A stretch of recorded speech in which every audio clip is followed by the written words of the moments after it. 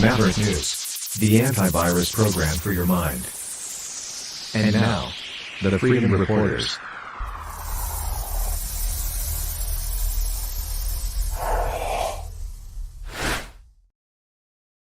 Oh, I gotta get the logo off my face so you can see me. Oh, that's worse. And you guys, for the past 24 hours, all I've been hearing is, where's Kevin? Where's Kevin? Where's Kevin? Well, Kevin couldn't make it last night, but he's here tonight. I promise. He's going to be with us. We're going to talk about Kursk when we come back. Don't go away. Honest, he's here. Okay, so everybody just settle down. He's a fighter. He's a survivor. President Trump, defiant, strong. He is determined to make America great again. Pay tribute to the 45th President of the United States with this collectible t-shirt from the Maverick News Memorable Moments collection. Even a would-be assassin's bullet could not stop him. Instead, he emerged with his fist in the air ready to fight. For freedom. Get your Trump Fighting for Freedom t-shirt with any donation of $30 or more to Maverick News. There are two iconic artistic designs to choose from. But there is only one way to get these. Donate at freedomreporters.com. Support free speech. Free media. Support Maverick News. Call 1-866-248-1490 or order online at supergeeks.tv.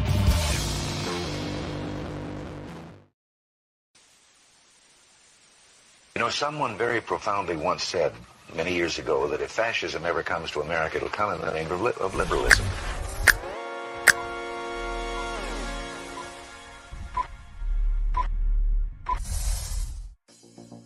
Well, I think it's time we ask ourselves if we still know the freedoms that were intended for us by the Founding Fathers. If we lose freedom here, there's no place to escape to. This is the last stand on earth. The entire world is watching. Every dictator, every crazy dictator in the world is watching.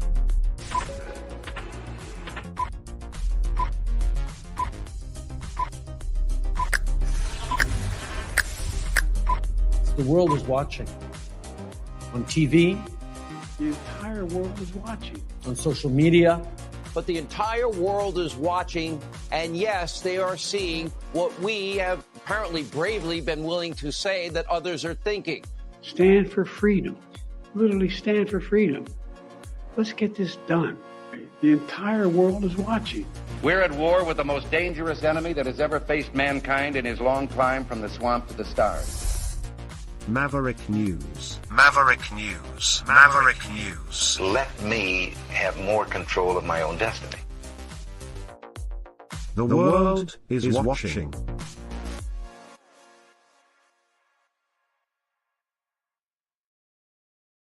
Okay, let's bring him in. There he is. Everybody missed you so much. Yeah, I heard that.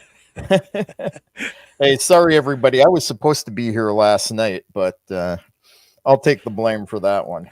That's all I've been hearing for the last days. What happened to Kevin? Where's Kevin? I'm like, well, what about me? I'm here. Nobody cares about me. No, they just wanted you. And I'm glad you're here because I do want your perspective on what's going on in Russia with this Kursk situation. Well, hey, you know, lots to say about it, lots of propaganda. You know, sum it all up before we really get into it, really a propaganda move for Ukraine. Think about it. They, were tied up at the lines in the Donetsk area, the Donbass area. Russia was making some advances, slowly but surely. And all of a sudden, they have a bunch of their top soldiers up by, the northern area of Ukraine and Russia, gathering for a couple of weeks. Big intelligence fiasco for Russia, but, Russia wasn't paying attention. So they got invaded. That's what happens when you're not paying attention, I guess.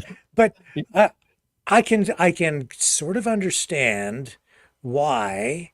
It's because I don't think anybody would have expected this. Everyone's focused on, Ukraine being restricted on the weapons they're allowed to use over the Russian border. Everyone's just thinking in terms of Ukraine trying to, fight within the borders of Ukraine. I don't think anybody was, I certainly hadn't even considered a possible trip across the border right into Russia. That took me by surprise. But I have to say, just even from a public relations propaganda perspective, I called it a brilliant move. It's because the best defense is sometimes a good offense. Well, I don't know if I'd go brilliant move with it, but could be turned out to be a disaster. It could. Yeah. But, yeah. The U.S. State Department said this is well within the bounds of the rules that Ukraine was given for Western weapons. So they say attacks are launched from there, so they're allowed to go in through there, because this is just north of Kharkiv. But where it's really a potential fiasco for Ukraine, I mean, it's great. Western media gets to say, Ukraine invaded, they're winning, they can win this war, they can break Russia apart, depending on which news source and how credible they are that you listen to. We'll throw the Daily Mail out of the picture because they make lots of things up. But Ukraine has been on this big, we want peace negotiations. We'll negotiate with Russia starting in the fall. We need to end this conflict very quickly through negotiations. They go to these peace summits in Europe. They have all these countries encouraging them to sit down at the negotiating table. And then Ukraine basically flips them off and goes across the border and ruined any chance of any negotiations happening. So Russia has already said there is nothing to negotiate anymore. We will just push on through until we decide we're done. So they've screwed up any potential peace process. And of course, we've got all the rumors out there that the United States is looking for a replacement for Zelensky that they can control. Whether that's true or not, I don't know. That's just what I've heard. So, good peace. They embarrassed Russia. They made Russia look bad. But on the other hand, the West is only getting half the story. So depends on who you read. If you read the New York Times, and I did today, they did acknowledge that even though Ukraine has made this gain in Kursk, Russian troops are still making gains in other areas within Ukraine itself. So, I mean, it's again a little bit here, a little bit there. Even though this is a big PR win and maybe a strategic win, I think it is a big strategic win for Ukraine. especially if they go into negotiations at some point, if they can hold the land. But, there has been some balance over here. But overall, they've scored big points with the public here in North America, I would say, with this move. Yeah, well, I'm not a big fancy newscaster like you. I can't afford a subscription to the New York Times, so I can read 0 articles on their website. So, and I really would like to, but I'm too cheap to pay for it. Well, I don't put a lot of stock in the New York Times generally because I find them very, very biased. But I did take note that, they had sort of they struck middle ground with the article that I read today on that front. So, and in fairness, some of those news sources are starting to take a middle ground. Mm-hmm. Now, I had somebody ping me, it was just last night, and said, well, what can you tell me about this giant evacuation in Kursk? Being a World War II historian, this is a big deal. Remember World War II in Kursk? Just giving you a hint, Rick. And, like I told her, they have a sort of an evacuation order out for 180,000 people.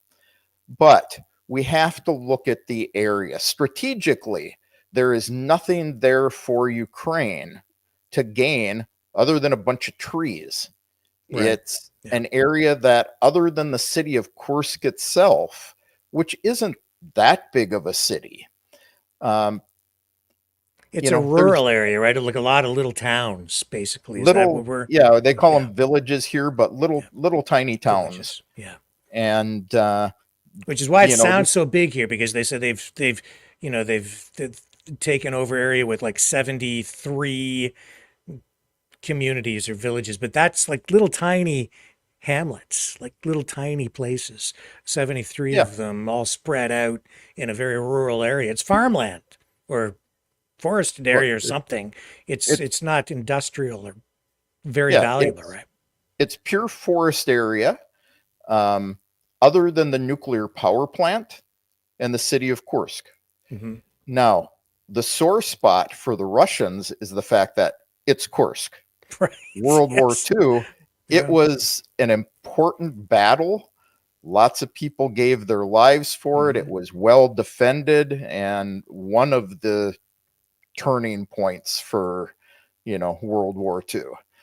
But, I think maybe, and this is a big maybe, I have no proof of this again, it's just opinion, but maybe their initial thought was go in, take the nuclear power plant, and exchange it for the Zaporozhye nuclear power plant. And what makes me lean towards believing this is there was a deep fake that was all over the internet a couple of days ago, well, a couple of days after it started, that came out from Ukraine with Maria Zakharova, the foreign ministry spokesperson of Russia. But it was a deep fake. And she was in this video, the fake Maria said, oh, we would, gladly trade the Kursk nuclear power plant for the Zaporozhye nuclear power plant. I think I saw that. Yeah. Yeah. So, that would lead me to believe that could have been one of their initial things, as well as being able to show a win. Well, nobody wants the Zaporizhzhia nuclear power plant now. It caught fire, and it's like it sucks now. There's not much left of it. And it hasn't been running for, what, a year and a half now. So, they have it shut down. So, yeah, but I have to say, I did see a lot of propaganda surrounding that fire. I instantly saw, some pro-Russian influencers saying Ukraine bombed it, like that was within seconds of the thing. And I'm like, what do you mean they bombed it? Like, this happened like 30 seconds ago and you've already come to this conclusion? No, I don't think so. No, you're just cheerleading, man. Like, no. Yeah. But and now, with the IAEA coming out and with their reports, I was, I was proven right. It wasn't bombed, but there was definitely a fire. We just don't really know what happened there exactly. And it's still a very dangerous situation. Yeah. I mean, the reports I'm seeing here is that it was a drone, but that they did say they found no evidence of drone fragments or anything there, nor did they find any evidence that tires had been burned, which is what Zelensky had claimed. But they did say in that IAEA report, International Atomic Energy Agency, that there was a fire inside the cooling tower. It started about 10 feet up near some water nozzles, and all that black smoke was the result of plastics and things inside burning. But the cause, we don't know. Yeah. And of course, the IAEA, even if they found fragments of anything, would put out their standard statement of, we aren't weapons experts. We don't know which side did it. So I don't know. Sure. Yeah. And so you kind of end up with three different stories. And it's really hard to know what the truth is. Yeah. Period. But one thing is certain: the IAEA is urging, restraint on all sides in their media release, their most recent media release. And yeah, I think it's a bad idea to launch drones or bombs at a nuclear power plant. I think that's a bad idea. Or to start it on fire yourself. That's right. Whatever. Or to send in saboteurs. Whoever did that, don't do that. Right? Yeah. So bad idea, period.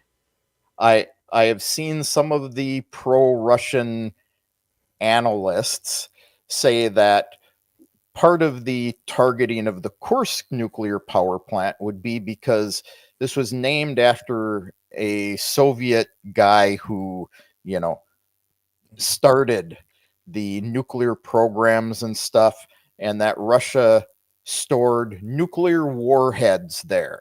So that they were going in and they wanted to capture the plant, get the nuclear warheads, and create dirty bombs. So that's the propaganda coming out here, is the dirty bomb theory again. Yes, and I saw those stories emerging yesterday out of Russia. But then when I read them, I'm thinking, well, what the heck is this? Because the sources that were cited in at least the stories I read, were correspondence. And I'm like, correspondence? What kind of experts are correspondents? What the journalists, unnamed journalists, say that that one side is planning a dirty bomb attack? And I was just, I didn't see any credibility in it, but it sure did stir things up. But maybe you have a different take. I do not have a different take on it. Just kind of like the Zaporozhye power plant. All of a sudden you have all this coming out. Well, this is what it was. Russia isn't stupid. Usually they have made some pretty dumb moves at times during the last couple of years, but I don't believe they would leave any kind of nuclear warheads piled up that close to the border in a time of conflict. Yeah. So there really is no, other than the power plant, there's no strategic value to that region for Ukraine other than the propaganda value or the publicity value with the West, because now all of a sudden they have Western countries wanting to give them weapons and money again. Mm-hmm. It keeps, by killing the possibility of negotiations, it keeps Zelensky in office again. Mm-hmm. So he just passed a new, or got his RADA 90-day extension. Right? Another 90-day extension, which gets him another 90 days before elections. And they are in the process in Ukraine of changing the constitution. And some of the changes they're making is around number of terms for presidents. Not that we haven't seen that in this region before. And, and I'm not referring to them either. They're talking about changing the laws on the, being in a time of war and things like that. So there's several things they're trying to change that, if he can get it done in the next 90 days, can keep him in office as long as they have a conflict going on. So, and possibly get him reelected somehow, even though he's not that popular in Ukraine anymore. So I don't know. Yeah. So lots of things it could be. And that's the big key people have to remember, is everything you see, it could be. It's plausible. All of it's plausible. But for real military strategic value, all they get is a bunch of firewood in that area. Now, one of the things that they're doing up there, if you look at the front lines, and just so people know, I am not necessarily looking at Russian mapping services. I actually follow somebody who is extremely good at his work and his analysis of the front lines. And he takes it from both sides, from the West, and he puts the maps together. He's honest about, I have no verification anyone's here, so I can't call that. So we'll leave that as a gray zone. But if you look at the general maps everybody's agreeing on, that entire region in Kursk is pretty much stabilized. A lot of violent fighting going on up there. But the lines are holding. Russia, after 3 days, got reserves in there, a bunch of reserves, and they're holding the lines. They aren't pushing Ukraine back too far, other than a couple of small areas. But there's 2 areas up there in the woods where you see their I can't do the backwards camera thing. I was practicing this earlier. So you've got this one is going up over this way, and this one going up this way, where they're actually, Ukraine is making good movement through there, and they're encircling, like this, if you look at the map, an area with roughly 180,000 people in it. And this is this evacuation thing this person was asking me about. So they've told people to leave that region, and out of 180,000 residents, 120,000 of them have already left.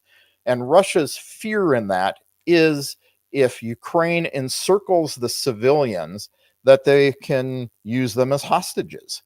They want people to remain in their homes. Ukraine has been making, supposedly, phone calls to people there, pretending to be Russian military soldiers, telling them to stay in their homes. Same story we got about the convoy that got blown like up. A comedy radio show or something?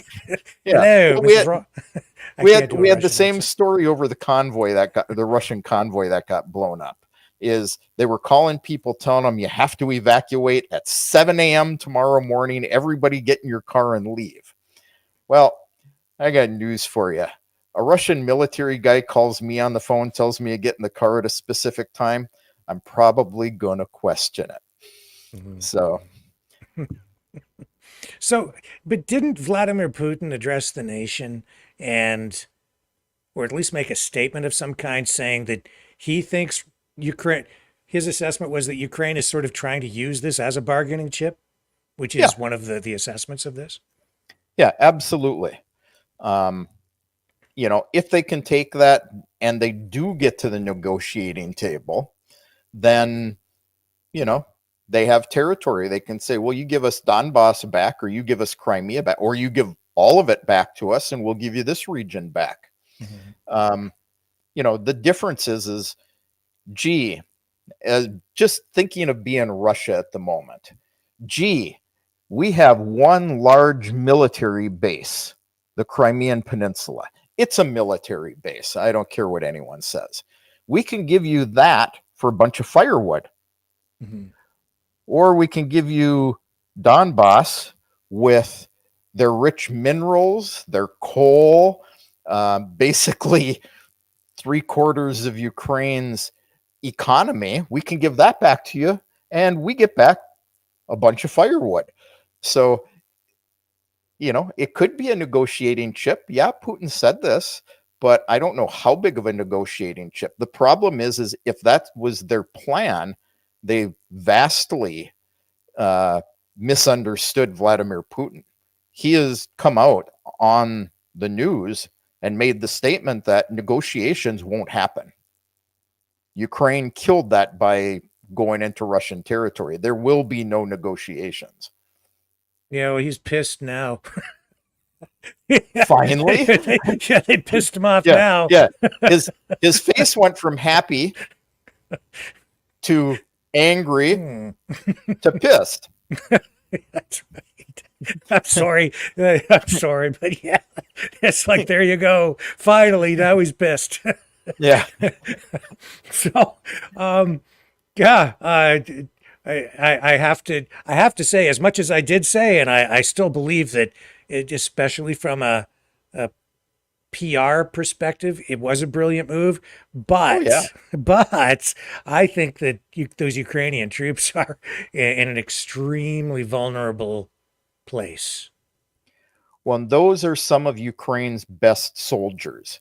These are the battle-hardened guys that they sent in here.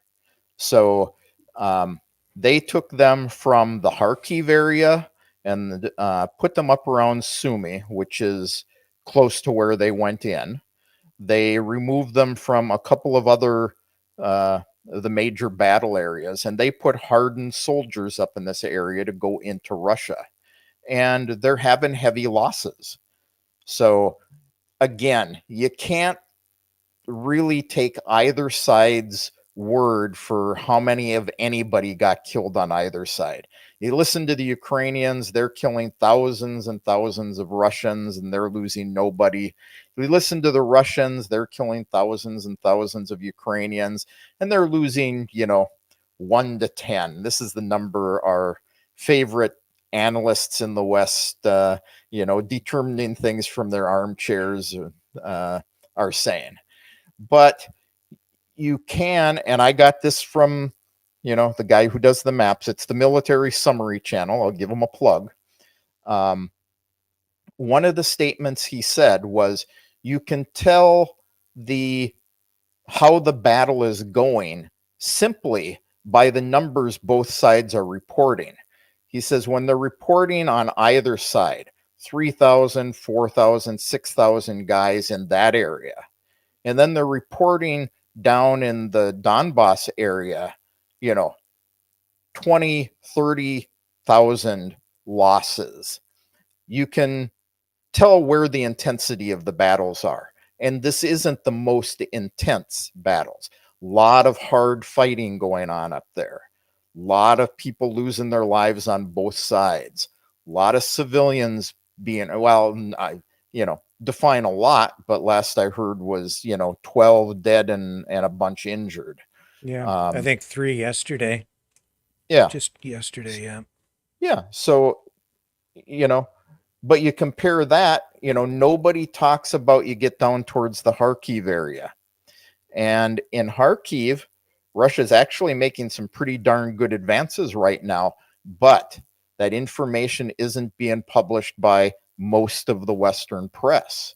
They are pushing through that area because now Ukraine isn't defending that area. Down in Donbass, they have another area where Russia is making significant gains that most of the Western press aren't reporting. Like you say, some of them are, that they're making some gains, but they're making just as significant gains as the Ukrainian guys are making up in Kursk. So, do you think this move is related to the U.S. presidential election? Oh, again, I'm speculating on this. I hate speculating, but it could be another Biden, being a wartime president. This could be why, they went for another 90-day extension on martial law, get us over that hump of the elections. And, Harris can now win as a wartime vice president, I guess. I don't know. So, well, the way, what I'm hearing, and I think there's some merit in this, it's, we're what, about 80 days or so away from the election. Trump, I think, has the momentum. Harris is kind of catching up, but a lot of people think that Trump would initiate some sort of a process for a negotiated settlement fairly quickly, and sort of maybe even force Ukraine to the table, which is why you see this move, so that they can position themselves into maybe a better bargaining position ahead of a Trump presidency. Not that that's guaranteed by any stretch of the imagination, but it's going to be a hard-fought battle on the political front too. Yeah, and is that really a mistake to think that, who would be, is this Zelensky off on his own deciding to do this? Because he understands that if Trump is elected, the money will probably dry up. Trump has said it. Vance has said it. Trump has been saying for, a couple of years now that he will end this battle on the day he is elected, before he's even president. Yet now he's also going to end the Gaza Strip thing on the day he's elected, before he's even president. So he's real big on saying things like that. And we both know perfectly well that, he may initiate some talks with both sides. Putin's pissed. As it stands, there will be no negotiations, no matter what. Putin doesn't like Trump that much. Trump acts like they're best buddies, but we now have Russia signing defense deals with Belarus and North Korea. So, and they're talking about, strategic alliances with China. Now, people don't realize that China, Russia, and Iran annually hold naval exercises together, naval and Air Force exercises. Yeah. So, how does Iran play into all of this? I don't know. I'm still waiting for this retaliatory strike they've been promising. Yes, that's the other thing I wanted to ask you about. All talk, no action so far, but I don't know what that means. Yeah, me too. And all these predictions. Oh, it's attack is imminent within 24 hours, 48 hours, 72 hours, tomorrow, next week. And here we are over a month later now, and nothing. Nothing. Yeah, exactly. I was listening to a couple of guys earlier today, and they were saying, oh, it's coming. They're, and again, who knows if this is true or not? Nobody's reported this, and I'm quoting one of the guys I was listening to. Nobody is reporting this other than the Israel Times. And, we'll put the disclaimer on, you have to question what they have to say sometimes. But ever since this attack, there have been multiple Russian military transport planes flying into Iran. They're bringing them weapons. They're bringing them Kinjal missiles. They're bringing them, the magic laser that shoots satellites out of the skies and makes pretty beams of light. Do I put a lot of credence into it? Not really. They've been working together for years. The Russians got the Shahid drones from them and the rights to build them. So are they exchanging stuff? Yeah, I don't think that has anything to do with a delayed response. Do you think I think one's coming. Do you? Yeah. One of the guys I was listening to said, no, they're bringing in S-400 air defense systems to Iran to build them an integrated Iron Dome-like system before they attack Israel. And of course, then he went on to speculate. This is a pro-Russian guy in Russia. He says, but I don't think Russia has enough S-400s to give to Iran. Well, let's be realistic. They're selling S-400s to everybody else because they're obsolete models to Russia. They're the ones that they're pulling out to put S-400s in, or S-500s in. So, I don't know. Russia's still producing 10 times the artillery shells as the United States. The military industrial complex in Russia is not slowed down because of Kursk. They are supplying other countries. They do exchange technologies with other countries, including North Korea. Hate to tell people that, but, could they be helping Iran develop nuclear weapons before they attack?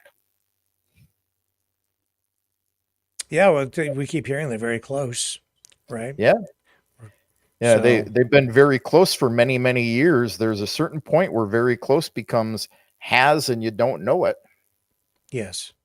I personally, I think that's really bad. I don't want anybody else to have nuclear weapons, period. That's my personal opinion. I see other people saying, well, if Israel has them, Iran should have them too. I sort of understand the argument, but I just, no, no more. We have too many already, in my view, but that's me. Yeah. So we have John Johnson out here who's basically being a butthead.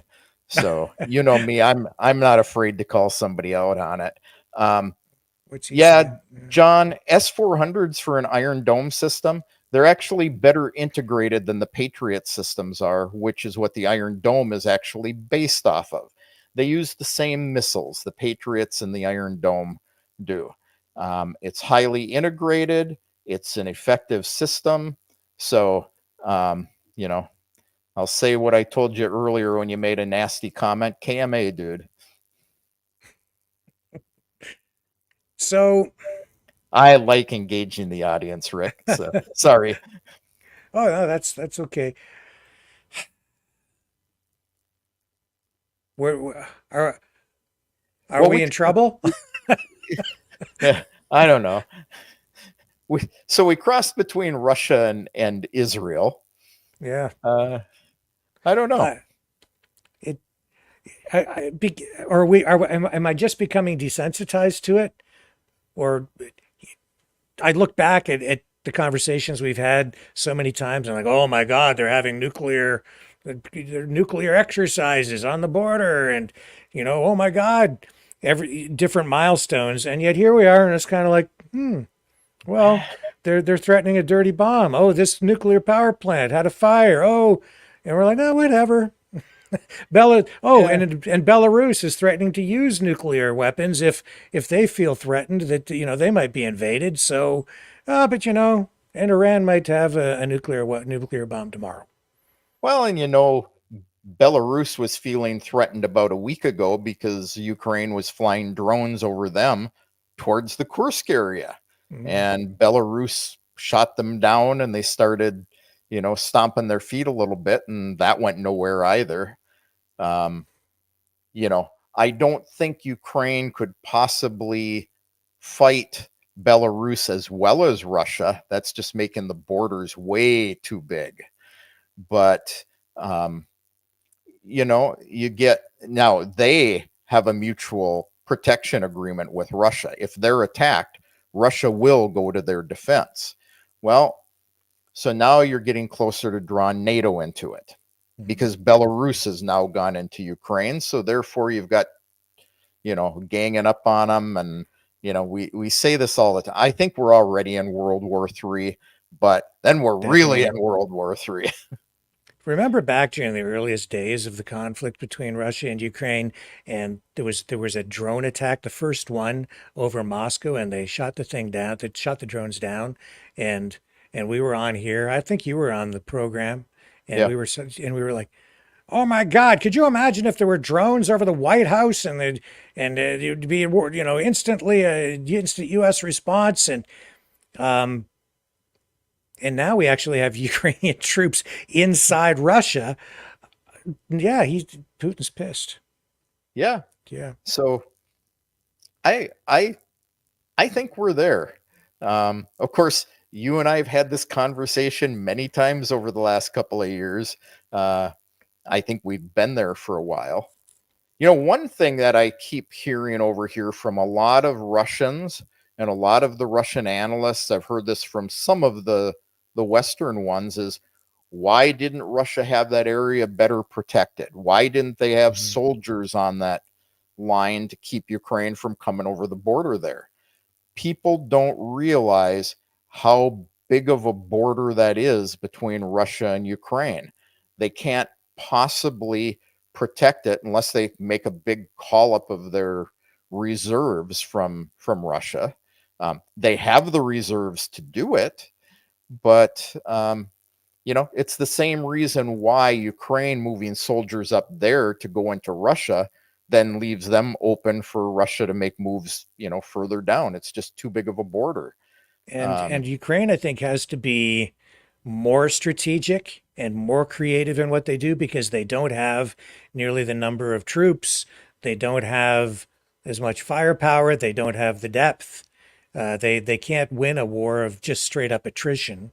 So they need to come up Right. with other ways to fight. And that's why I said this is kind of a brilliant tactic in my view, because as much as anything, they need to win on the PR front, on the propaganda front. And that's what this is, because they need to keep that funding coming, or if they know that Trump is just going to find some way to bring this thing to a quick conclusion. If he's elected, they need to be in the strongest position they can be at a negotiating table.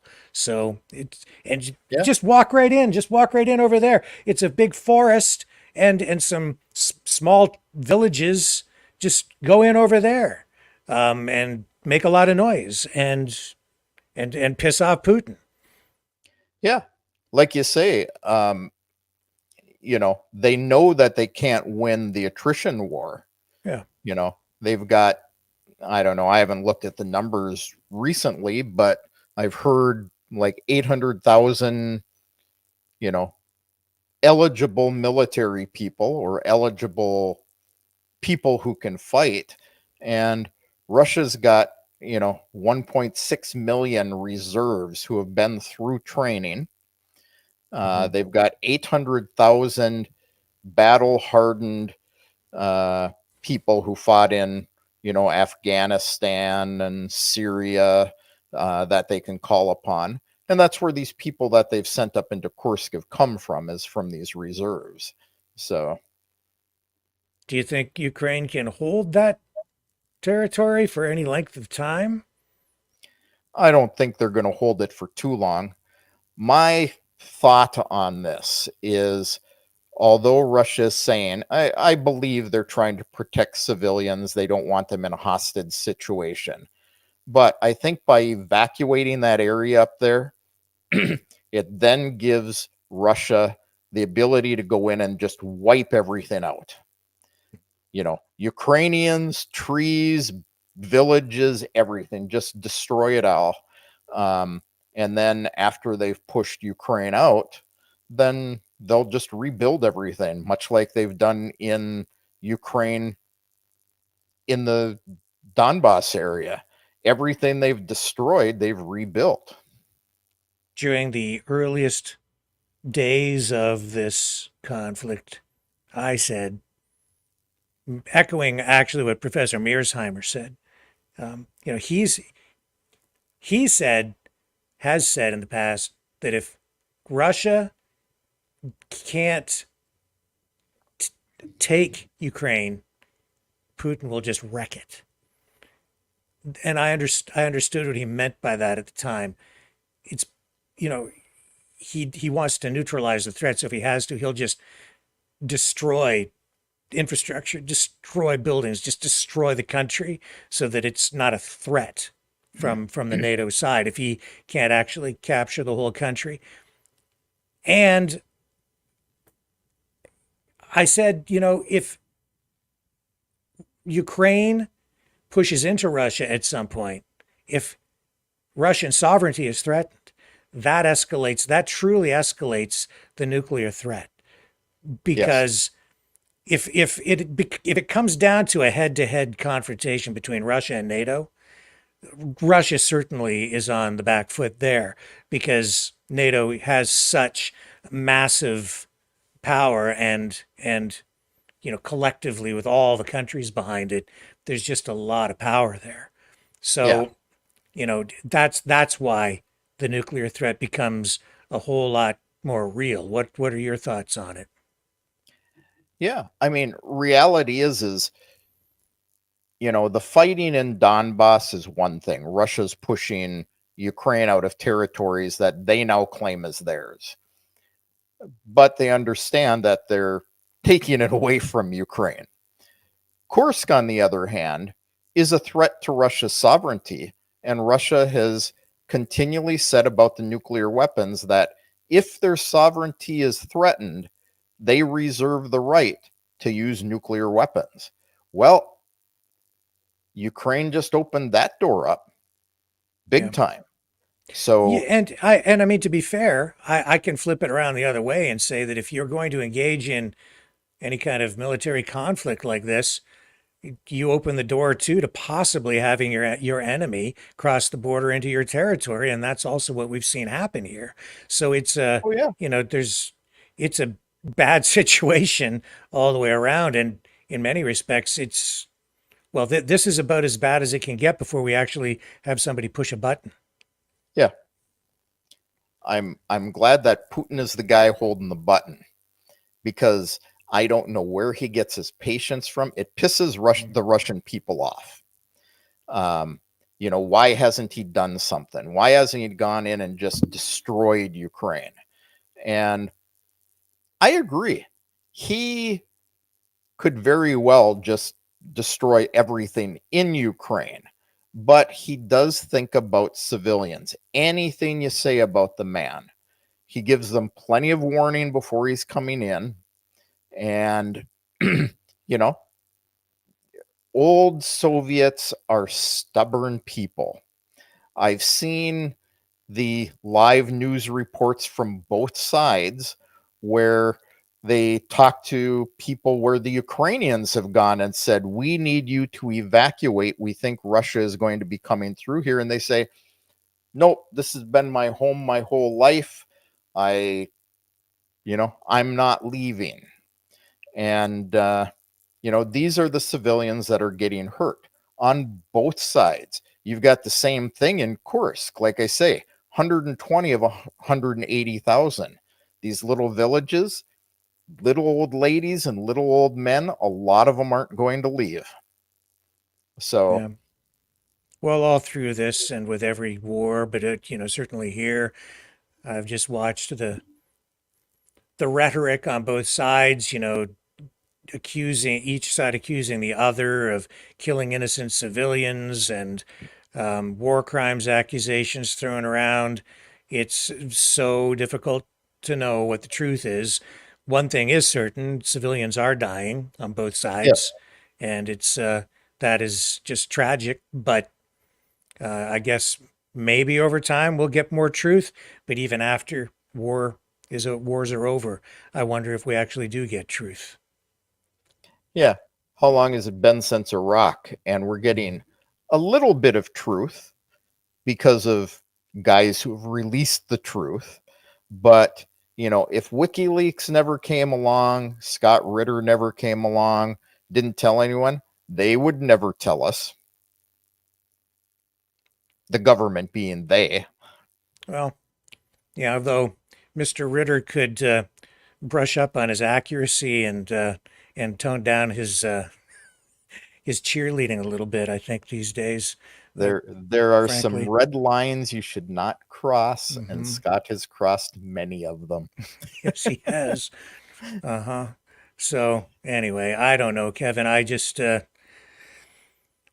I'm hearing here in the West that this Kursk incursion, again, choose your words however you want, shows that the nuclear threat from Russia is overblown. But that makes me very nervous too. I when I hear, oh, they're just bluffing, it just shows they're bluffing. Yeah, well, how far do you want to go to call the bluff? Yeah, exactly. I don't know. know. All I know for sure is like you were going towards with the deal is don't bring a knife to a gunfight. Mm-hmm. And that's kind of what we got going on here right now. Maybe. Although on the other hand, I have to say I think Russia has underestimated the resolve of Ukraine and NATO to some degree here. This is showing that we were hearing early on that this thing was going to be over real quick, and here we are over 2.5 years later. It's still going on, and I'm hearing that this an analysis that I'm hearing is that these troops in Kursk are planning on being there for the long haul. We could be still looking at this a year from now. I don't know if that's the case. I think they're in a very vulnerable position. So whether they're able to hold that or not, I just know this thing has gone on a lot longer than the pundits were predicting in the beginning and all the way through this. So. Well, don't worry, Rick. It will be over by August. Oh, wait a minute. By fall. I'm by the first of the. Wait. Yeah. I agree. Yeah. There was a report this week that Sersky, head of the Ukrainian military, ordered a military command post be set up in the Kursk region, and they would control people's lives, who could come and go, when people could leave the house and things like that. And when somebody asked me about that, all I could respond was, it would be pretty foolish of them at the moment to try to set up such a system in that area with all the fighting that's going on. I think that was definitely a propaganda move by somebody. Was it the Russians? Was it the Ukrainians? Was it, the United, I don't know who, but I didn't buy into that deal too much. They blew that bridge in Kursk that they were using as some sort of a supply route. How important do you think that is given the situation there? I think it's pretty important. I mean, Ukraine has also captured a section of the rail line, so they can't use the rail lines to get equipment up there as quickly. So, but the lines are stable. You look at the Ukrainian guys, you look at what the Russian guys are reporting, and other than those two prongs, that entire region is fairly stable. Now, and in Crimea, where you're at, they did launch some ATACMS missiles the other day. What happened with that? Two nights in a row. The first night, I don't remember how many it was. Next night, it was like 6, trying to blow the bridge up again. I've got a buddy who lives right off the end of the bridge over there, 3 o'clock in the morning. House was shaken for 15 minutes, knocked him out of bed. People were saying, well, it was just 6 missiles. It wouldn't be that intense. He says, no, it's not the missiles. It's the air defense. And they go off and off and off. And I can tell you, we've had launches over the top of our house. And when I've called my wife and she's 22 kilometers away in another city, and I'll say, hey, we got shooting going over our house. And she says, yeah, I can hear it here. And it does shake our house. And I'm not that close to where these missiles are based. It's up the mountain, over the hill, and our house shakes. So air defense will do it. The missiles being launched will do it. So, again, they keep trying to hit it, but when you're throwing 6 or 10 ATACMS missiles at it, the most they're going to do is some road damage. They aren't going to take the bridge down. If we go back to that German conversation that was intercepted, what was it, back in March? They estimated it would take 50 to 60 missiles of this type to do severe damage to the bridge, and it still wouldn't take the pylons out. It would be a 3-4 month, laying of new road surfaces out. So again, if they can hit it and they can take the road out and put it out of commission for a few months even, it's a big, news story for them. Another, look, we not only invaded Russia, but we took that damn bridge out, that military bridge that they supply Crimea with, weapons. And reality is at this time of year, if they hit that bridge, the only thing they would take out would be a bunch of civilians, because that bridge has thousands and thousands of people going across it on a daily basis. I mean, they have cars lined up 500, 600, 1,000 deep on both sides of the bridge being inspected to actually travel across the bridge. 4-hour waiting times. Been in it. So, well, I think they did actually stop the traffic when they knew those missiles had been launched, when they detected them. And the reports saw out of Russia is that they had stopped the traffic to keep people off the bridge while they worked at shooting the missiles down. Yeah, and most of the people who've been killed in the last 2 attacks have been, well, one was the fact that, they weren't checking all the vehicles going across like they do now. Mm-hmm. And the other is they actually did not, block it. And they only let a couple go through at a time. But, they aren't going to take anything military out there because they aren't supplying Crimea that way. I won't speak about how they're supplying them other than to say that they have the whole Donetsk area that they can come around. They've got rail lines up there that they bring equipment in, and, by sea. So they don't need that. That bridge at this point is purely civilian traffic in cars and trains of people going on vacation. I mean, I've heard the opposite from, the other side. Basically, yeah, I know. I've been on the show with you back a while back saying Carl that I've said seen the other way around, right? He says it's a key piece of infrastructure. So I don't live there. I can't say. Yeah, I don't see what's I told going you on on the show a while back that I've been through there, and they had tanks on train cars and air defense systems and things. Mm-hmm. They're no longer bringing them in that way. We go across that bridge on a regular basis, so I know that bridge. I've actually been around in what they've got there and what they're bringing in and how they're getting it in. So it's one heck of a bridge. I mean, it is built tough, and it's a point of personal pride for Putin. Yep. Yeah. That would be a slap on the other cheek to him. Then you would really see You'd him really piss him off then if you took out his bridge. Yeah. Yeah. This is his angry look. Choosy says this is Rick Walker's proper Canadian Scottish baked potato emporium. I don't know what that means, but thank you, Choosy. I appreciate your comment. Oh man. So where does that leave us on this what is it today, the 17th of August in 2024? 18th here. Oh yeah. So I'm in the future. I This is the advantage I have. I can see the future. There you go.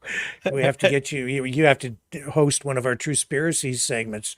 That's right. Yeah. Oh, Yeah. I am worried. I see the rhetoric. I see what's going on, and not just in Ukraine, but also in Gaza. I think, I agree with you. I think we are already in a third world war. Everything's really, really volatile. Yeah. And that's it. You know, to compare Iran with Russia again, Iran is being way too quiet for Iran. Russia is being way too quiet on this Kursk thing too.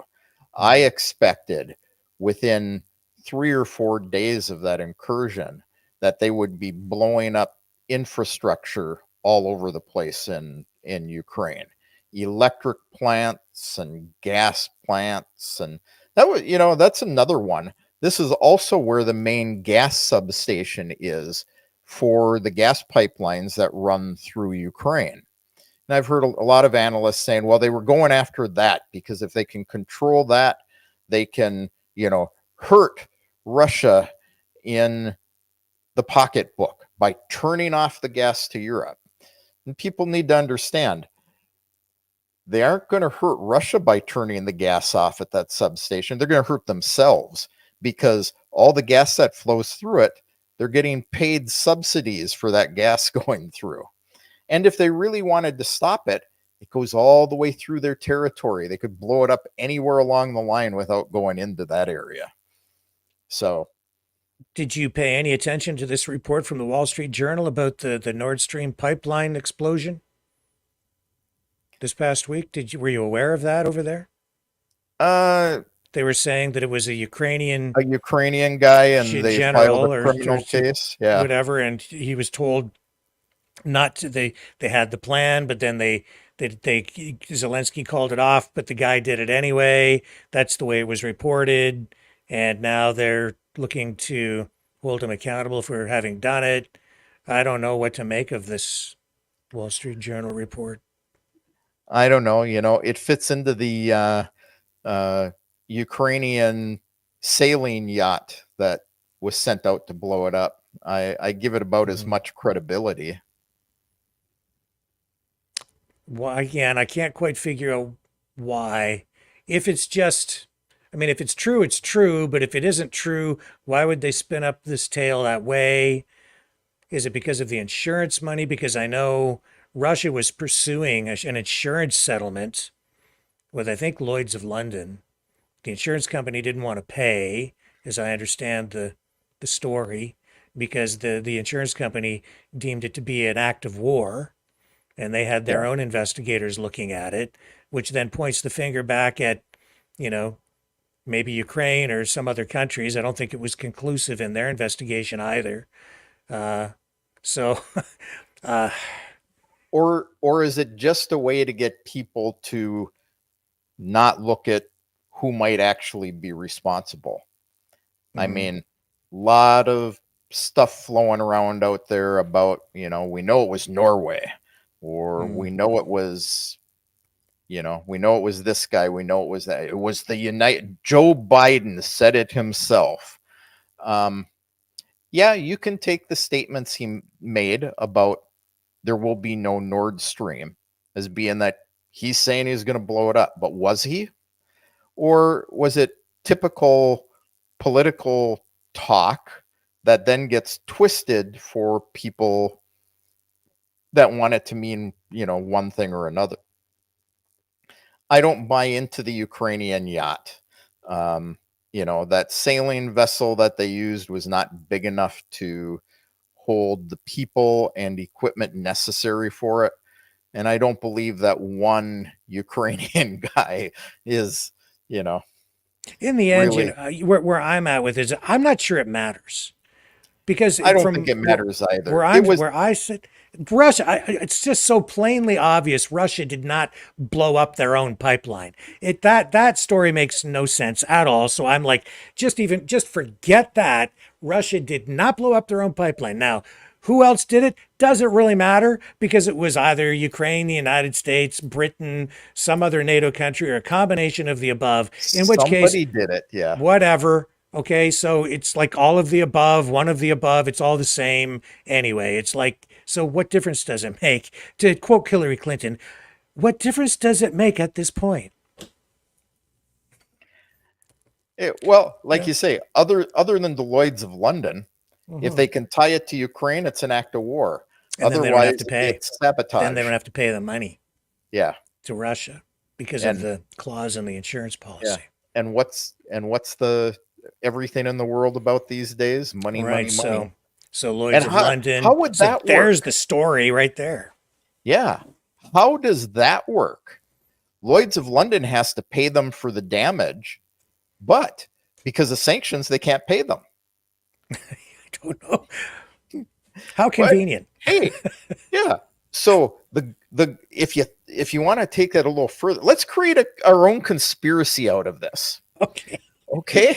Yeah. So if we go that route, then think about it.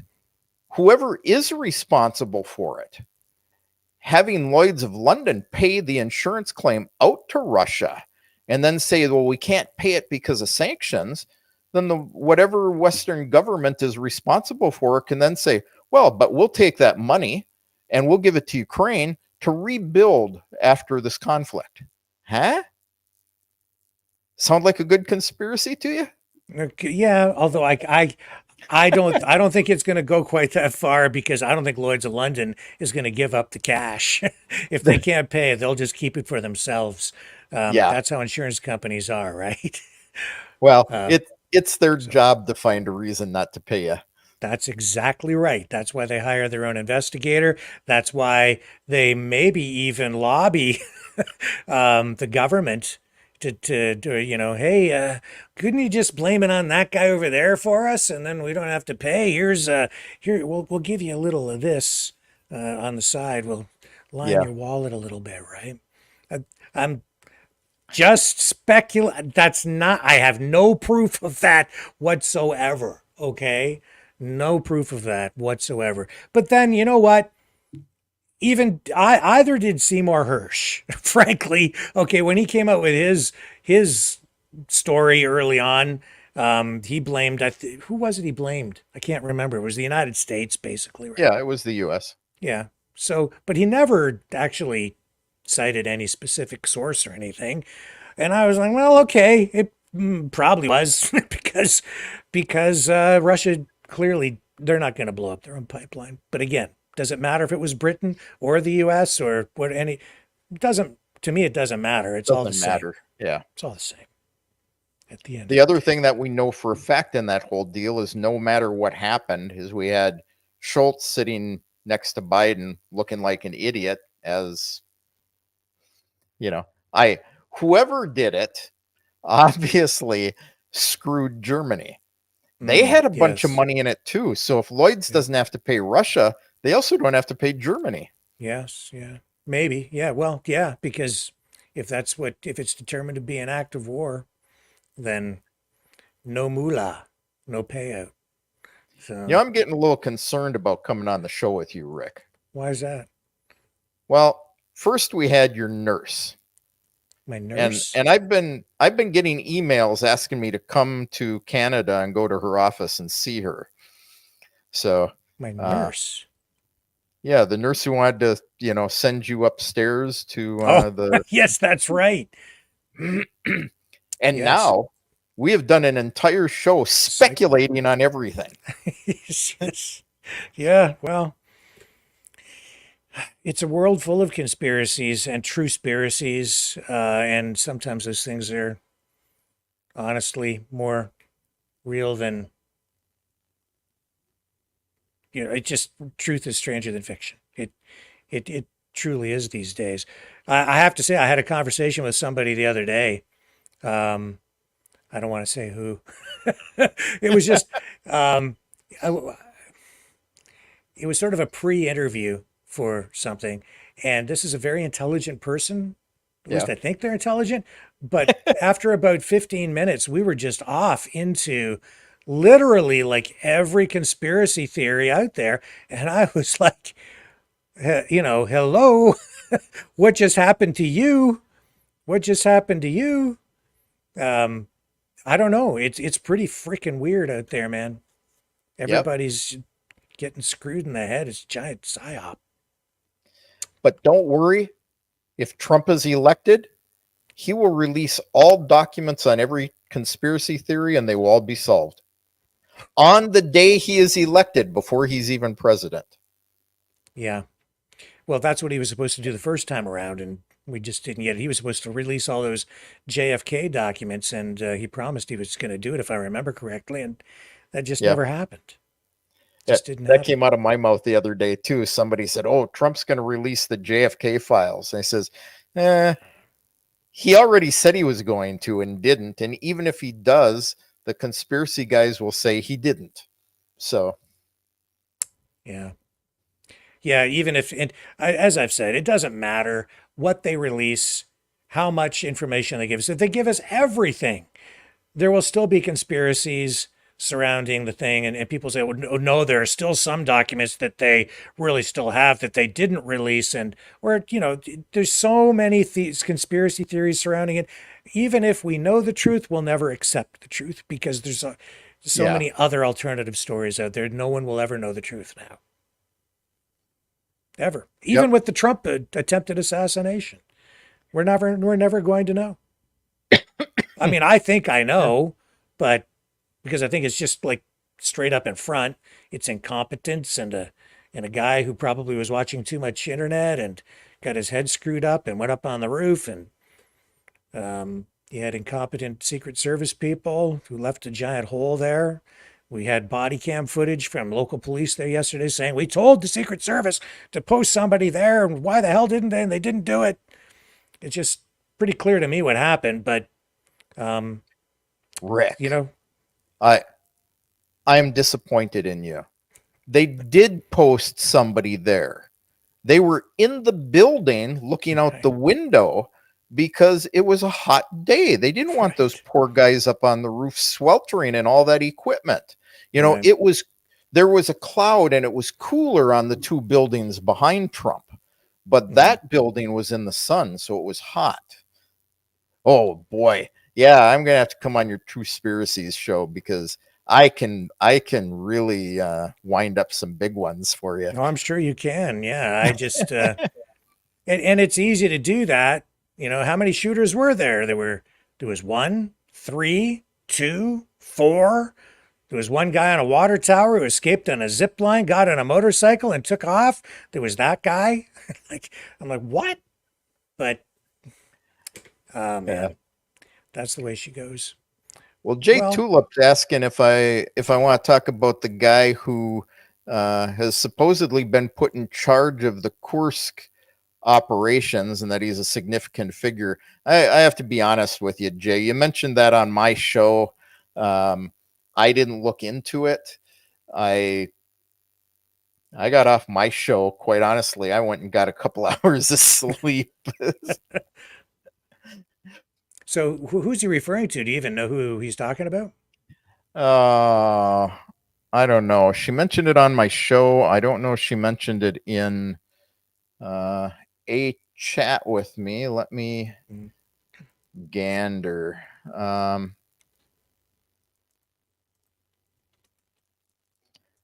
Nope, I don't recall. I don't recall who it was. Yeah, Jay, you'll have to throw it out there, and I promise you, Rick will look into it. Okay, sure. So here's I'm going to call up this Lloyd's of London stuff for everybody to show you how much money is involved here. Lloyd's refuses, here's a headline, $426 million Nord Stream blast over war clause. See? This is not actually a news story. This has been going on for quite a while. Yeah. And that's a podcast. I'm going to come back here. So, huge money. And yeah, Some headlines, just the updated story here as of even April 18th. So this is still one, still a big dispute. Yeah. So Jay is saying this guy is Alexei Duiman. Doesn't help me, so I have to look into it. That's all I can say. Alexei Duiman. Oh, so why are we here we focused go. on this guy? He's a Putin names ex-bodyguard to top post, stoking successor top. So Jay was telling me earlier that Putin assigned him to run the Kursk operations, former bodyguard. So I actually see nothing in a search of the Russian news about this. The headline I just read was actually from back in May. Different deal with the same guy. Gotcha. Well, Kevin, anything else you'd like to add tonight, or think that I might be missing? I don't know. I'm only asking about Kamala Harris.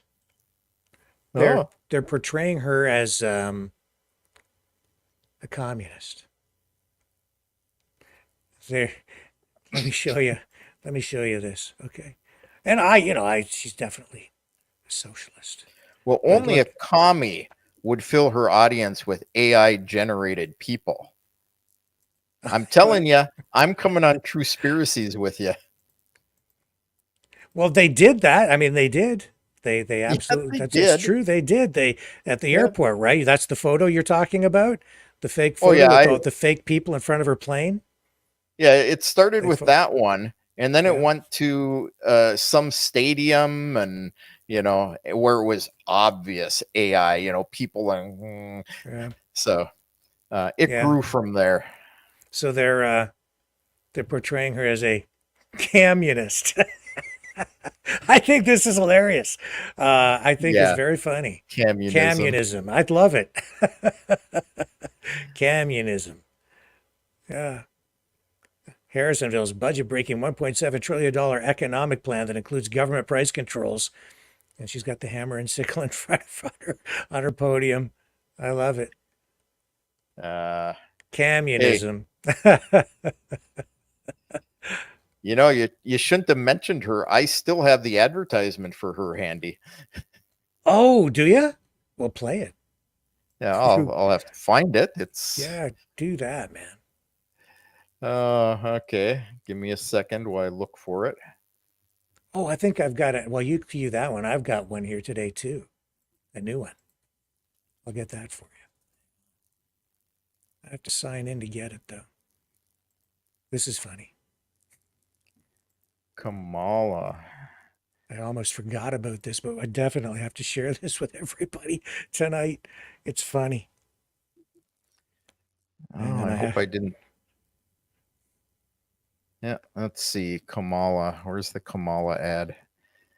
Yeah, I've got it. I just don't remember what I did with it. Oh, here it is. Nope. Got the little kid.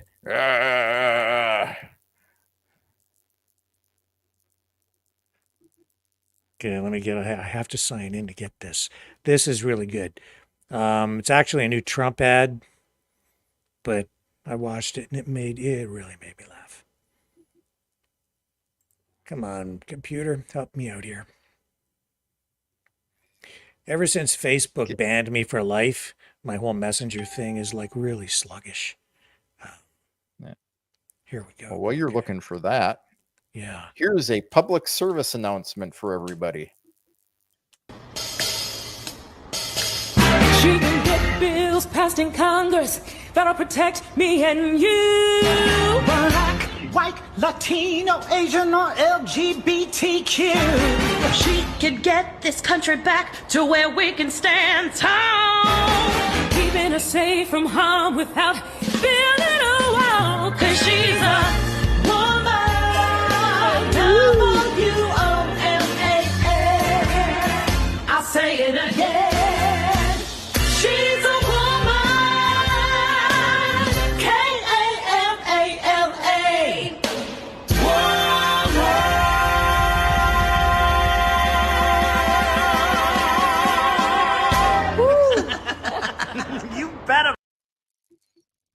That's Just doing our hilarious. part for Kamala Harris. I thought I had this thing. I guess maybe I don't. I'll find it for you, though. It's a new one.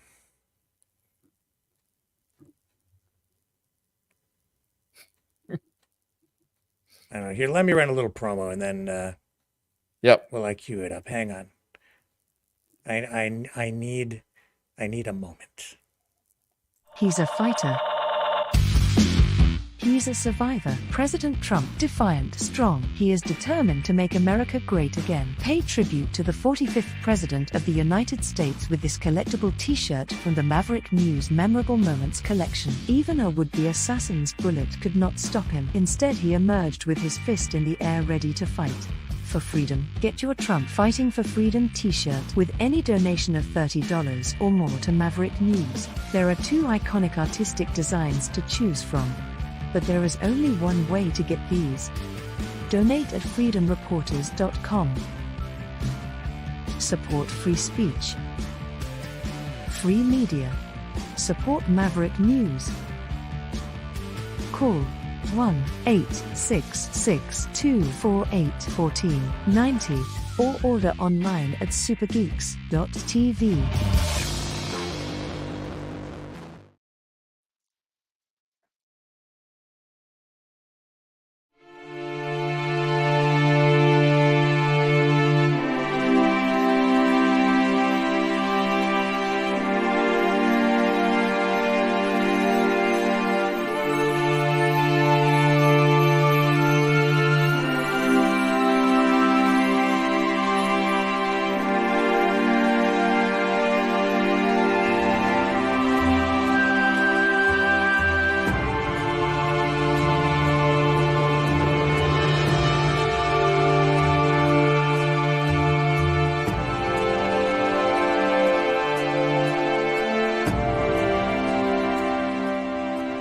Maverick News. The world is watching.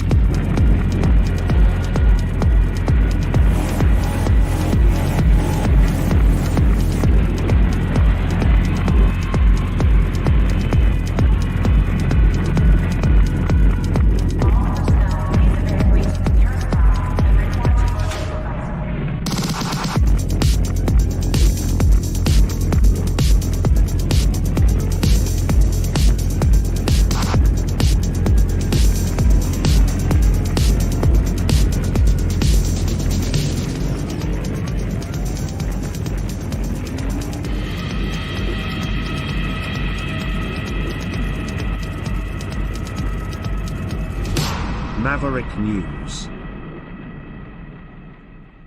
The world is watching.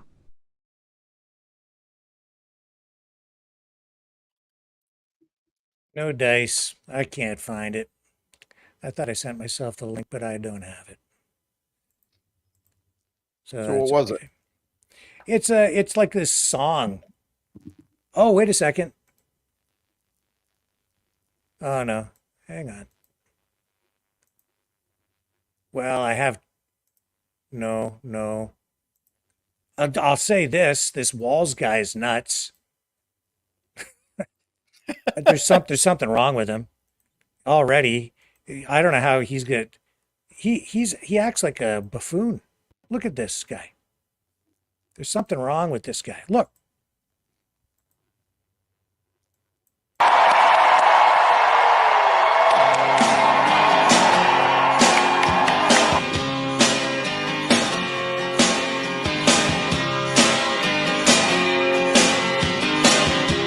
I don't know. He's just. Well, I was born Maybe in I'm a being small too critical, town. but In a small town. something. He's just. I was waiting for him to dance. Yeah, well, that's it. He's there's something weird about the guy. Hey, It's like who was the guy who was like, yeah! That guy who lost his whole campaign came to an instant end. I can't remember his name now off the top of my head. You know I what don't I'm know. talking about? That was years ago. Yeah, Anyway, I vaguely and this, recall. And this, I'm going to show you this. This is, well, here, look. Look at this one. This is what I'm talking about, Willis. Okay. Look, there's just, what is it with this guy? See what I mean?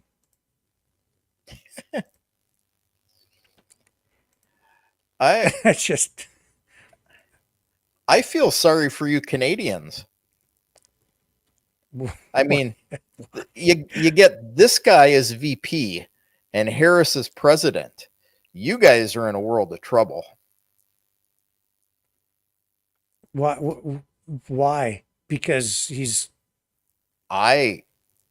Obviously, you have a communist and an idiot running the United States. The next thing you'll have is, an invasion of Canada. I think that's coming, to be frank. When I hear Tucker Carlson, Jackson Hinkle, who else was talking about invading Canada? Was it Tim Pool? I don't know, some other online streamer guy. Everybody wants to invade Canada. Like, what is this? It's like a trend. It's like, I think we should just take over Canada. And as much as that sounds like a joke, I'm beginning to think it isn't. And maybe this guy will lead the charge with his sneakers and his light step. And this is somehow very disturbing. I just, what? I came across this. This was, what is that?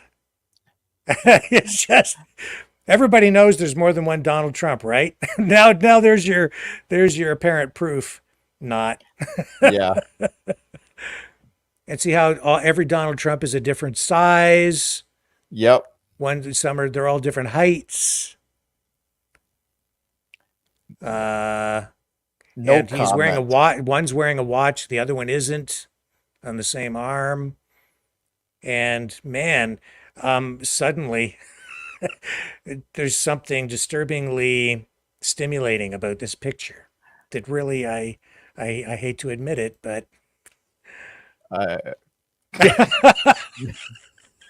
what the heck is that? No comment. Okay, that's probably propaganda. You just do these scrolls like you want to talk about conspiracy stuff. And look, this is Toronto today. Look at this. Isn't that your street? That's not far from here, a few hours. Like, what the hell's going on? What the hell is going on? This is Mississauga, which is part of the GTA, Greater Toronto Area in Canada. I'm not joking. Look at this. Started raining again. Look at fucking tow trucks trying his luck. Crazy. Yeehaw! Dukes of Hazzard. How could you even take a chance on that? It's just, Wow.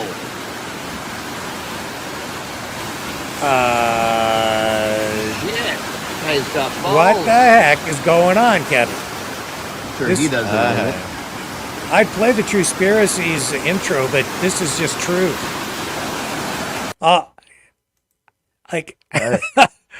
Jeez. Now, I mean, they're going to say it's climate change. Of course. It's obviously cooling. Have we gone back to the cooling climate now? The water pipes are freezing and bursting. And look, this is inside a Costco today in Mississauga. This is like where the airport is. If anybody, from the States or Russia or wherever you're watching from doesn't know. Who's this? No, I can't pick that up. This is inside a Costco today. yeah, all that water, and this woman's there with a mop. Oh, and here's a robot waitress in a Chinese restaurant. Hi.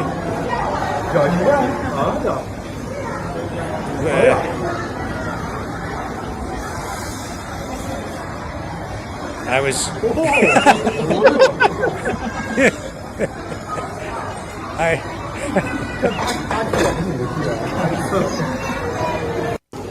I like her. She's got real personality. I love it. Oh my God. You don't have to go far, man. To just get weird. Just go on Twitter. What the heck is this Poland right now? This is Poland. I'll take that audio down so I don't get a copyright strike. Or so they say. It's like, I don't even know if it's real. Okay, like what the hell is going on here? What are we looking at, Kevin? No idea. Isn't even today, this probably isn't even real. It's probably like shot 10 years ago and they're recycling the footage or something. Yeah, in some other country, yeah. Yeah. And, oh, here's this guy with just getting a snake. Oh, that's normal. Oh, yeah, I do that all the time. That's, okay, good job, dude. That's great. Yeah. Very compliant snake. And here's more Mississauga. I gotta take that music down. Nice. Swear to God, this is it, man. You know what I think it is? They're going to blame climate change. I'll tell you what I think it is. First of all, I know as a media guy, whenever they would send me out to shoot stuff like that, like floods or whatever, what the hell is this? Okay, that's got to be. Oh yeah, that girl's not happy. Okay, because her boyfriend's looking at that chick. So, can I say chick? Now I'm screwed because I used the wrong word. What was I going to say? Now I'm worried about my future. You're going to say, looking at that other female human. She, they, them. I don't even remember what I was talking about. Oh yeah, when I was a reporter for mainstream media, they would send me out and I would shoot. If you want to shoot like a flood or whatever, you find like an area and you focus on like an area where it's bad. But like a block over, there's no water on the street at all. It's just like on that one street. Now I can't say because I'm not up in Mississauga right now. But look at this. Well, let's put some dramatic music to it too. Fire department there. I find it interesting that it looks like these guys are waist deep in the water, but in Costco, you got one woman with a mop mopping up a little bit of water on the floor. Well, yeah, it depends on where you are, I guess, right? And how much is coming through the sewer system into the building. That's where that water was. You could see it gushing up from the drain. Oh, there's another snake. I hate snakes. I used to think snakes were okay, but not so much anymore. No, but you know what? The other thing I think it is, this is the result of incompetent government, I would say, because they can't keep the drains clear. That's likely why you're getting all the flooding. Yeah. You know, it looks terrible, but yeah, if you don't keep the drains clear, just like that wildfire in Jasper, took out 1/3 of the town, and you know, they say it's climate change, but in truth, if you really look at it, it's because they weren't managing the forest properly, and they had all this dead brush all over, which basically acts as kindling. I remember in California, we were required to clean all that brush from our property. Government has been preventing that kind of thing from going on because they, as environmentalists, they don't want human intervention. I also discovered that it is illegal to fly drones in Jasper National Park, even for videography. Really? Yeah. There are all kinds of restrictions that I wasn't aware of. What do you think of this ray gun breakdancer? I was going to say chick, but I won't say chick because that would be politically incorrect. I'll say human contortionist. Well, is that the one on the right? The one on the left isn't so bad. She was doing this. Did you not? Did you not tune into the controversy? No. She was like doing this kind of thing, like this. Anyway. So it's not a he, him, her controversy. Them no thing. No, it's a doggy woof woof thing? Well, she was putting like kangaroo and snake moves into it. Oh, okay. And she was actually just really, really, really, really bad. She's an animal. Yeah, and they say that she rigged.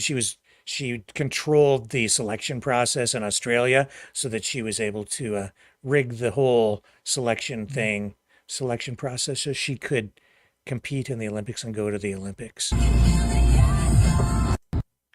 And look at that. That's a lot of water, I have to say.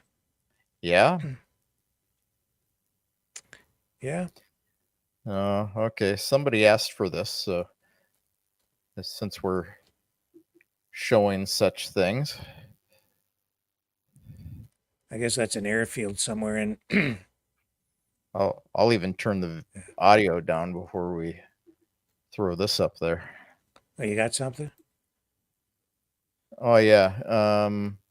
Alicia asked us to show this, so okay.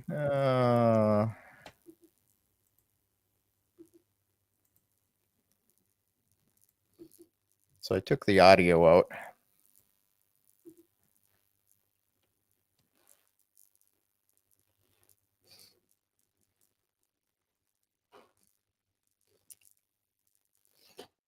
Good AI. Oh, this one. Yeah.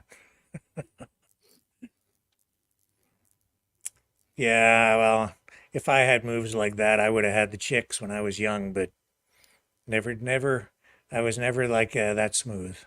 So, yeah. Me either. Anyway, I think that probably brings us to a point of conclusion tonight. Any final thoughts, Kevin, before we wrap up? Nope. No final thoughts. Don't believe everything you see. That's about it. I repeat myself over and over. Nobody listens. Yeah. And I'll just say this. Let's all pray for peace. And love you guys. See you all tomorrow, 7 p.m. Eastern, back here on the Maverick News Channel. Catch you on the flip side.